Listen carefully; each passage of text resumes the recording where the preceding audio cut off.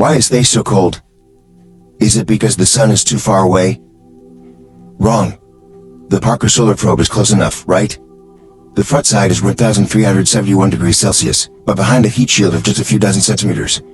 The temperature is minus 150 degrees. You might say that there are too few stars. Wrong again.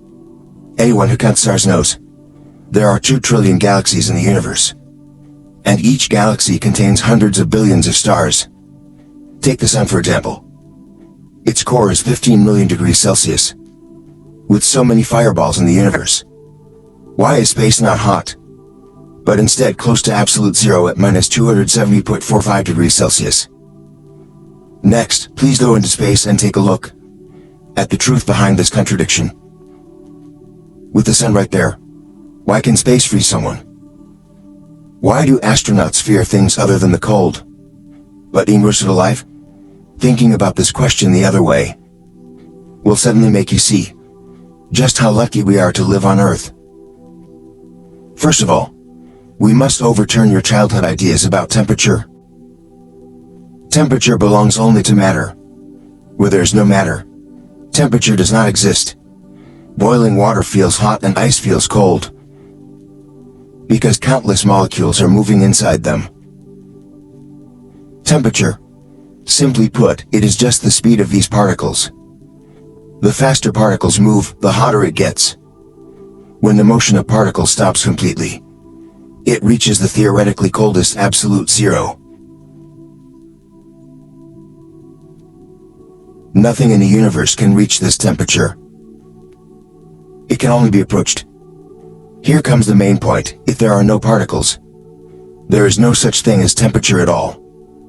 You cannot measure nothing at all. And space is the closest place to nothing at all that humans can find. In the void between stars and galaxies, within a single cubic meter, there is only one atom on average. How many molecules are in a cubic meter of air? There are 250 billion billion. 250 billion billion. That is a difference of 25 orders. This is the very first and the core reason space is cold. Space completely disables 2 forms of heat transfer. For heat to travel from one place to another, there are only 3 ways, yet space completely breaks 2 of them. The first type is conduction, like when you touch a hot pot, and heat transfers directly to your hand. This method requires 2 things to be touching each other, where particles must hit to transfer heat. With barely any particles in space, what can collide? So convection is useless. The second type is convection. That is like when you boil water, the hot water rises, and the cold water sinks, forming a cycle to spread the heat. This method requires a medium like air or water to work. Space is a vacuum and does not even have a medium. So convection is also invalidated. Finally, only the third type remains, radiation. The sun's heat relies on this kind of invisible infrared light to travel through 150 million kilometers of vacuum to reach Earth. Radiation does not require any medium and travels through a vacuum at light speed.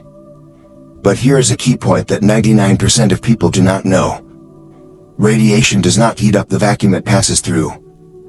It only heats up the objects it directly hits.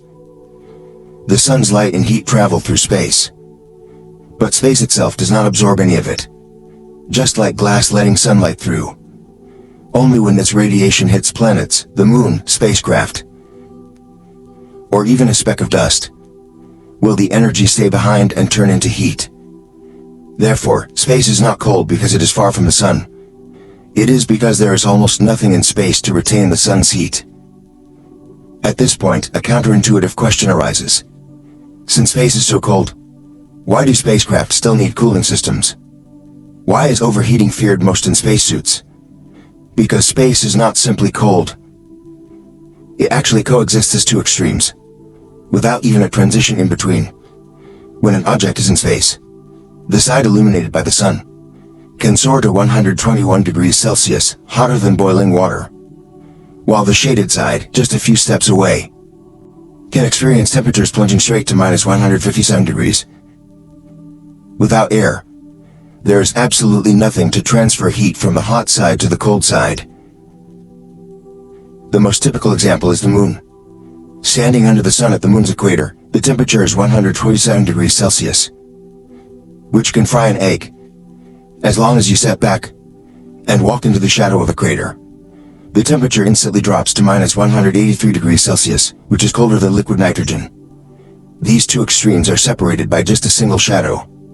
The ISS and Tiangong space station also suffer through this ordeal. Orbiting Earth once every 90 minutes, they experience day and night once every 90 minutes.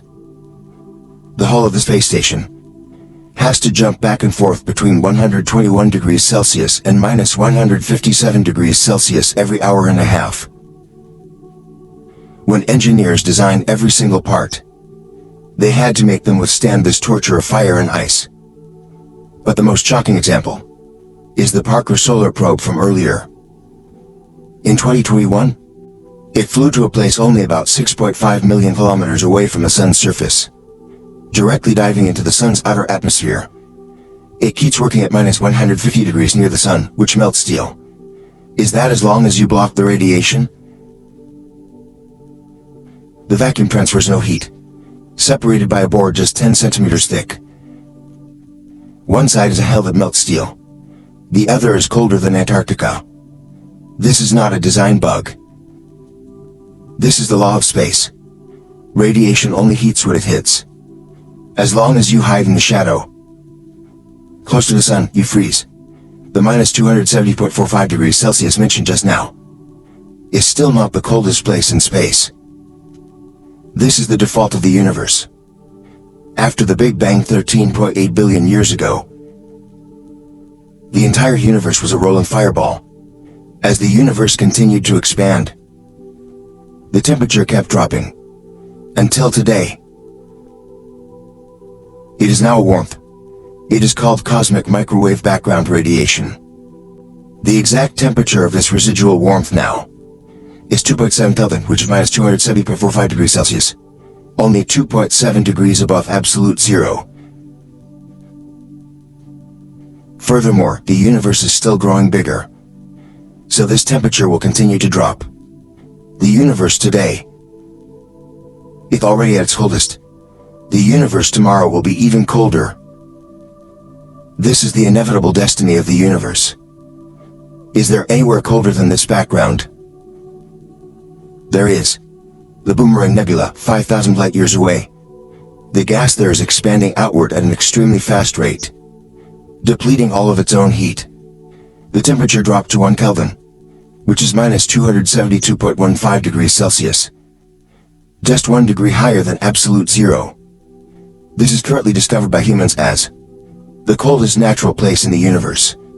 Speaking of this, there is another fact that will shatter your worldview. Mercury, closest to the sun, is colder at night than Mars, according to normal logic. The closer to the sun, the hotter it must be, right? Mercury's daytime temperature can indeed reach 430 degrees Celsius, which is hot enough to melt lead. But when night falls, because Mercury has almost no atmosphere, it cannot retain any heat. The temperature plummets straight down to minus 180 degrees. Meanwhile, Mars, which is over 3 times further from the sun than Mercury, reaches only minus 143 degrees Celsius at its coldest at night, which is 37 degrees warmer than Mercury at night. Which is the hottest planet in the solar system? The answer is Venus, the second closest planet to the sun. Its average temperature is 464 degrees Celsius, which is hotter than Mercury's daytime, and whether it is day or night. Regardless of location, the entire planet stays at this temperature. The reason is simple. Venus has an absurdly thick atmosphere of carbon dioxide, acting like an airtight blanket that locks the sun's heat tightly inside. Being close to the sun is not the most important thing. Whether there is something to catch the heat and retain it is the key. With this explained, the answer is complete. The reason space is cold is not because the sun is not hot enough, but because there is almost nothing in space. Without particles, heat cannot be stored. Without a medium, heat cannot spread. The normal state of the universe is an endless cold close to absolute zero. Those stars, planets, and nebulae that emit light and heat are merely a few small flames, floating sparsely within this icy ocean. And our Earth is among these small flames. The luckiest one. We are at the right distance, and have an atmosphere that is neither too thick nor thin. It can catch radiation, evenly spread the heat across the entire planet, and also retain the warmth at night. The warmth we feel every day is by no means the norm in the universe. It is a miracle with a probability so small it is almost zero. The question we should really ask has never been why is space so cold? Instead is, in a universe where absolute zero is almost everywhere, how did this warm planet beneath us come to exist? If, after watching this, you have a new understanding of our universe, then let me tell you an even more shocking secret. Our entire solar system actually lives inside a giant bubble blown out by an ancient supernova. The shape of this bubble determined everything on Earth, including the birth of life. Yet 99% of people do not even know it exists. I am Lauma, see you in the next universe.